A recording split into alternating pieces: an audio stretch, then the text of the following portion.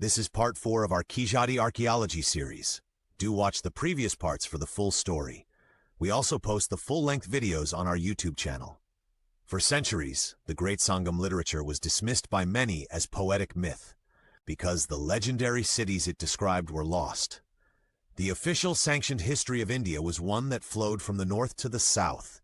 It was a narrative of a single, dominant culture bringing civilization to the rest of the subcontinent. And in 2014, the central government's Archaeological Survey of India, or ASI, began a dig that many believe was intended to confirm this very story. They chose a quiet coconut grove in a village called Kizhadi, near the ancient temple city of Madurai in Tamil Nadu. The expectation was clear. They would likely find a small minor settlement from a much later period, perhaps around 300 BCE. Such a finding would fit perfectly into the established timeline, proving that the South's urban life was a later offshoot, a distant echo of the great cities of the Gangetic Plains. They were digging for a history that would confirm their own. But history had other plans. History had a plan B.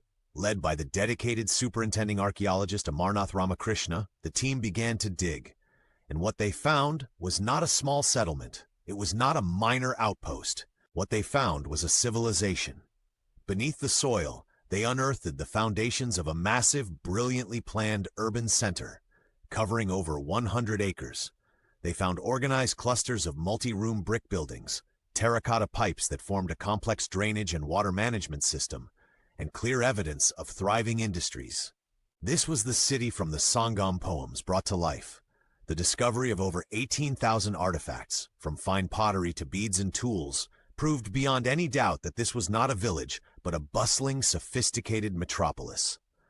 The literary fantasy was suddenly, undeniably, archaeological fact. The excitement among the team was immense. This was a discovery that would change everything, a source of immense pride for a culture whose ancient past had been questioned for so long. But as the sheer scale of the city revealed itself, a new, more dangerous feeling began to emerge. This discovery didn't fit the official story. In fact, it threatened to tear it apart.